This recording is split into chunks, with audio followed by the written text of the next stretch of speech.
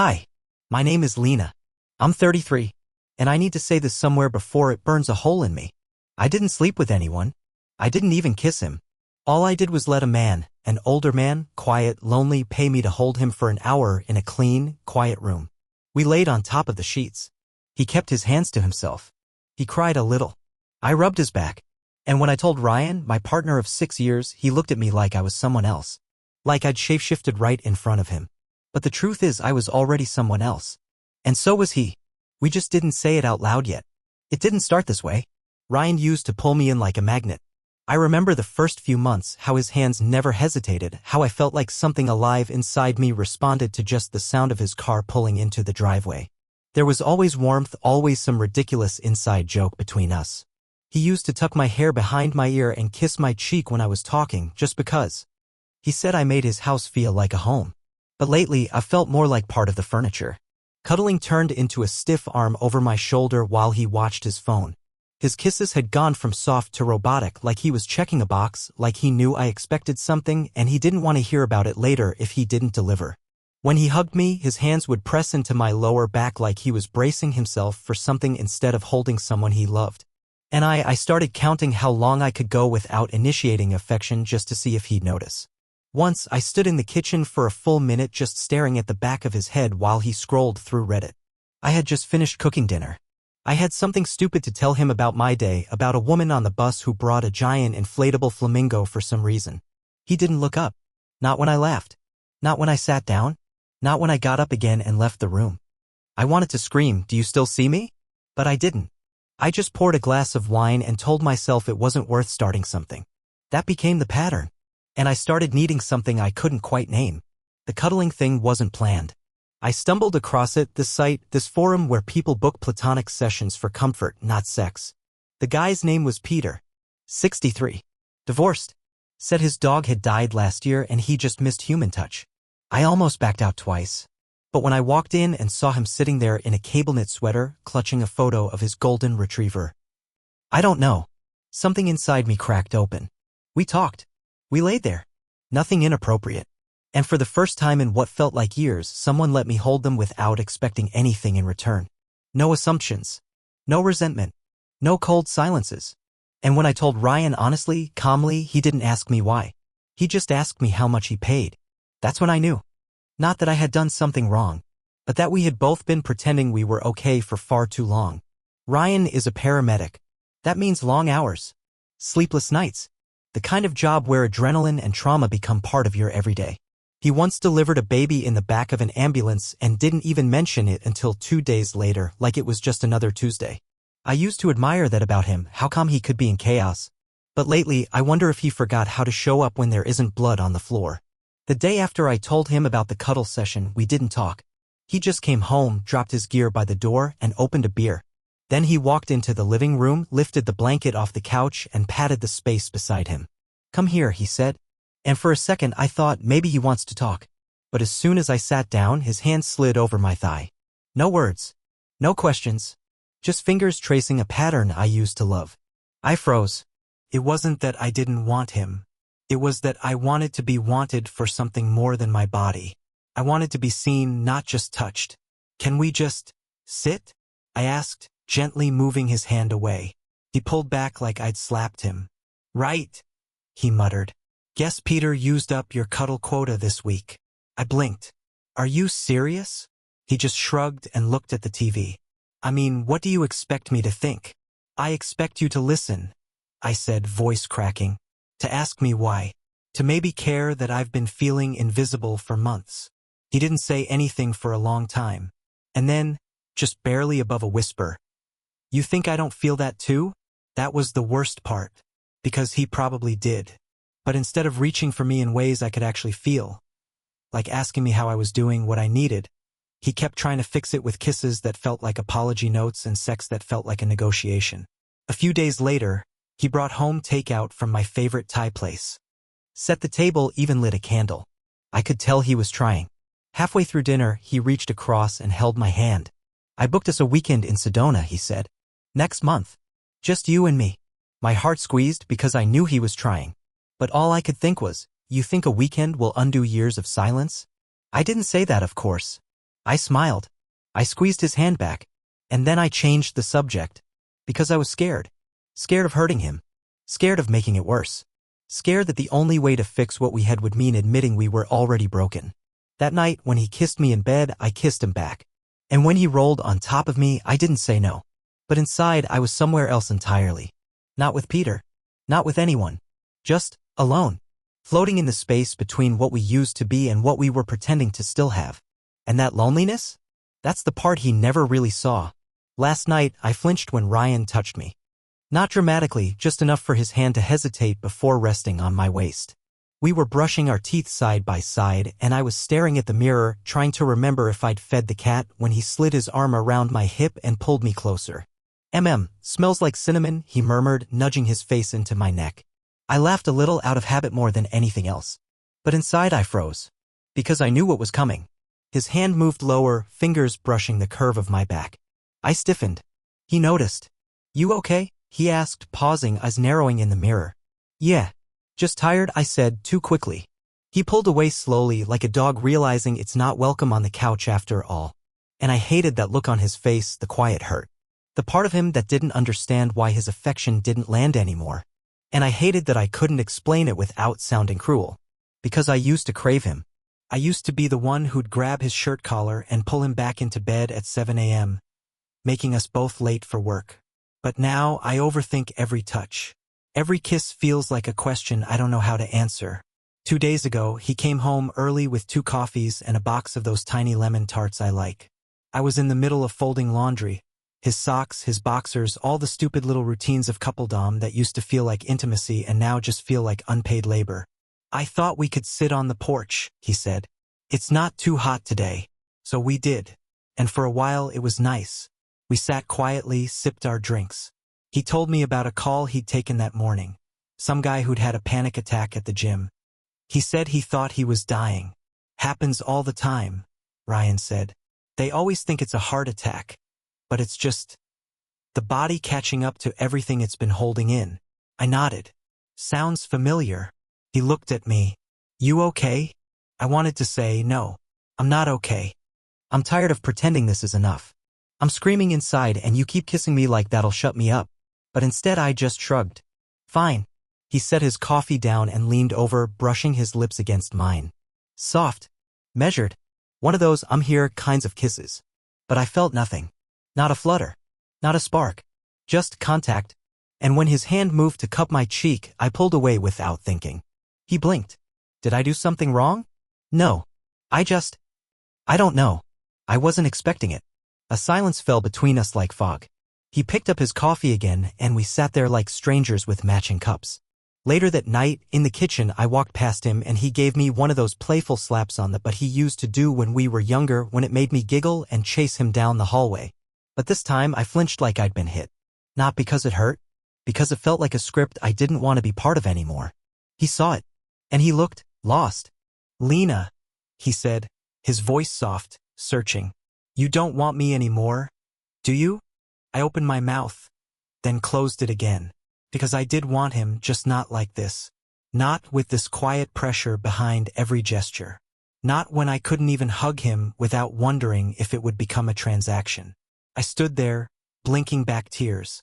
He reached for me, but I stepped away to the sink. And in my head, the words echoed again, like a drumbeat I couldn't ignore. Why does everything have to turn into sex? We were having dinner. I'd cooked. Nothing fancy. Just pasta with roasted garlic and the cheap wine we save for nights when we're both pretending we're fine.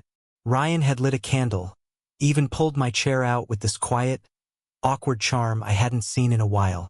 It was sweet. Forced but sweet. I should have just let it be. But my stomach was already a knot. Halfway through the meal, he reached over and touched my wrist. I've been thinking about that guy, he said.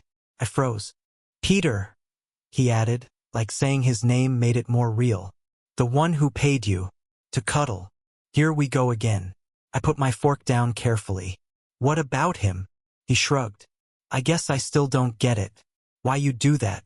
Why you'd need that? I looked at him. Really looked at him. You want the truth? I asked. He nodded, not realizing that the truth was going to split everything wide open. Because I was lonely, Ryan. Because I miss being held without being expected to give something back. I miss feeling like my body is mine. His face twisted. So what? I make you feel used now. I could feel the tears rushing in, but I didn't blink them away this time. You don't mean to, but everything, every touch, every kiss, feels like it's leading to something I don't want to give. Not like this. Not when I don't feel safe. His jaw tightened. You think I'm unsafe? That's not what I'm saying. Then what are you saying, Lena? Because from where I'm standing, it sounds a lot like you're blaming me for your choices. You let another man hold me. I snapped, voice cracking. That's all he did. He held me and he listened. He didn't try to fix me. He didn't reach for my thigh 5 minutes later. He didn't make me feel like affection was a currency I owed. Silence. Ryan stared at me like I'd grown another head. And I lost it. God. Do you know what it feels like to be touched all the time and still feel completely alone? I shouted, standing up so quickly my chair screeched. He flinched. I saw the pain flicker behind his eyes, but I was already unraveling. All I ever wanted was you, I said, softer now, tears streaming. But not just your hands. I wanted your heart. I wanted you to ask me how I am, not just how I taste. He looked stunned, hurt, and maybe angry, but too stunned to say anything right away. I sat back down, breathing heavily, my whole body shaking. The candle flickered between us. The pasta was cold. My hands were clenched in my lap like I was bracing for something, his voice, his anger, the final blow. But all he said was, I didn't know you felt like that. And that crushed me more than if he'd yelled. Because he really didn't. Later, after he went to bed without a word, I sat alone at the table, staring at the untouched glass of wine. The dishes sat in the sink like witnesses. And all I could feel was the sour blend of guilt and confusion. Had I gone too far? Was I unfair? Was I cruel for wanting something that felt so small and yet so impossible? The worst part was I didn't hate him. I loved him. I do. But I also hated what we'd become. And the only words I could whisper, over and over, as if they'd justify anything, were, it's better than cheating, right? It's been 16 days since the meltdown at the dinner table. We haven't fought again. But we also haven't really spoken. Not about us, anyway. We talk about milk running out. About the electric bill. About how the neighbor's tree is probably going to fall if there's another storm. We exist like coworkers who used to date. And sometimes I catch him looking at me like he's trying to figure out who I am now or maybe who I used to be. And I do the same. I stare at his profile while he eats, while he scrolls through his phone, while he ties his boots before another 12-hour shift. He looks tired. More than usual. Not the kind of tired that sleep fixes. It's in his posture, in the way he leaves his coffee half full, in how he doesn't make dumb jokes anymore just to get a smile out of me. And it breaks my heart. Because I did that. Or maybe we did. Together. Slowly. Quietly. Until the weight of all the unsaid things crushed the middle of us. Last Tuesday, I found a note tucked into the back of the cutlery drawer. It wasn't recent. It was from last year, written in Ryan's all-caps print, remind Lena I love her even when she's quiet. I don't know why he never gave it to me. Maybe he forgot. Maybe he got scared. Maybe he thought there would always be another moment. I sat on the kitchen floor and cried with it pressed to my chest. I miss him. Not just the way his arms felt or how he kissed my forehead when I was sick. I miss the us that giggled through IKEA furniture assembly. The us that slow danced in the kitchen to music only we could hear. The us that planned Sunday hikes and always packed way too many granola bars. I miss who I was with him before I started hiding inside myself. Before he started looking at me like a riddle he couldn't solve. But here's the truth that's been burning under everything. I don't know how to come back from this. Because it wasn't just about the cuddle session. It wasn't even about sex. It was about the space between us that had grown so quietly and so wide, neither of us knew how to reach across anymore. And every time I tried to, I felt like I was doing it wrong. Too emotional. Too distant. Too much. Not enough. He doesn't deserve to be the villain. He's a good man. He's saved lives. Held strangers' hands in ambulances while their world collapsed. He's just tired. And maybe he didn't know how to love someone who needed more softness than strength. But I needed that softness. And I went looking for it in a stranger's arms, not because I wanted him more, but because I wanted me back. Tonight, I heard Ryan on the phone in the other room. Just one sentence before he hung up. He said, I don't know if we're okay anymore. And neither do I. But I think that's the first honest thing either of us has said in weeks. So now I'm sitting here, writing this, asking myself the question I've been avoiding. Do I want to try again? Or walk away? Because this isn't just about what we did. It's about what we became. And I have to decide if I can still find us somewhere beneath all the silence. Or if maybe loving someone isn't always the same as staying. It happened quietly. No grand speech. No shouting, no accusations, no tears. Just Ryan, standing in the hallway, holding his duffel bag after a double shift, and asking, "Can we talk?" I nodded, because what else was there to say? We sat on the couch, not touching. The same couch where we used to nap tangled in each other's limbs. Now we sat with space between us like it was a third person in the room, watching, waiting. He rubbed his palms on his jeans. He always did that when he was nervous. "I've been thinking," he said slowly, like each word was breakable. "And I realized I've been trying to love you the way I know how, not the way you need." I looked at him. His eyes were tired, but open. I thought if I kept showing up, paying the bills, kissing you, planning getaways, that meant I was doing enough. But I stopped listening. I stopped asking who you were turning into. My throat tightened. "And maybe I didn't want to know," he added. "Because I was afraid you were becoming someone who didn't need me anymore." I blinked fast, trying to keep the tears from falling. "I still need you," I whispered. "Just not the way we've been pretending is enough." He let that sit. Then, "Do you want to try again?" Silence. I searched for the truth. Not the polite one, not the rehearsed one, but the real one. "I want us to stop hurting each other," I said. "I want to start over, but I don't know if we can go back to what we were." He nodded. "I don't either." We didn't say more. But that night, when I got up to get water, I found him asleep on the couch. Blanket barely covering his chest, arm tucked under his head like a little boy. I stood there for a minute, just watching him breathe, and then I knelt down beside him and pulled the blanket higher. His eyes fluttered open, just barely. "Cold?" I asked softly. He gave a faint smile. "A little." I didn't crawl into his arms. I didn't ask him to come to bed. But I reached out and brushed a strand of hair off his forehead. And he closed his eyes again. That moment, gentle, wordless, was the first time in months we'd touched without expectation. It wasn't resolution. It wasn't a reunion. But it was something. The next morning, I made coffee. He poured 2 mugs, not asking if I wanted one. Just doing it the way he always used to. We sat on the porch together, knees barely touching. "We need help," I said. "Like actual help." "Yeah," he replied. "I think so too." We didn't promise each other forever. We didn't pretend this was some clean slate. But we acknowledged the crack in the foundation and, for the first time, agreed to stop ignoring it. There's still distance.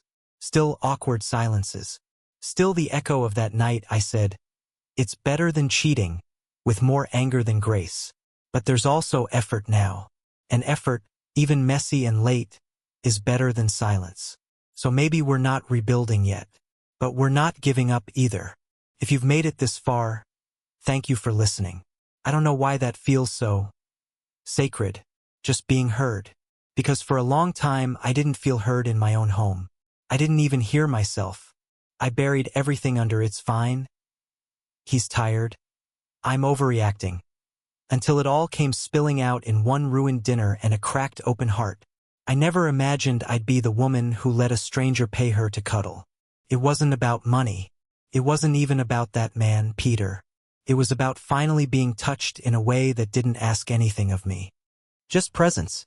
Just comfort. And it made me realize something I hadn't wanted to admit. I was starving. Not for sex. Not for attention. But for softness. For space. For someone to hold me without turning it into a prelude. For affection that didn't come with a silent timer or a price tag of obligation. And somewhere along the way, Ryan and we stopped offering that to each other.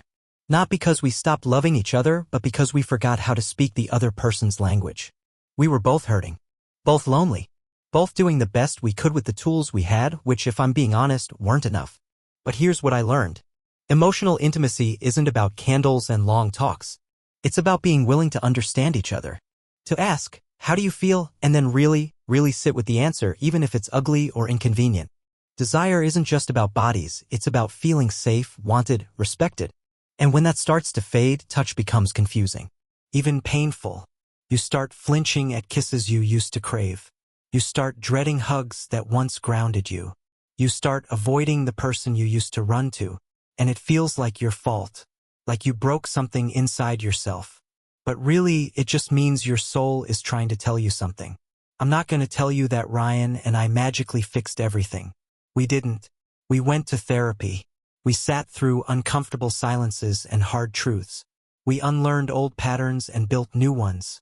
Slower, softer ones. But even if it hadn't worked, if he'd walked away or I had, what I've learned would still matter.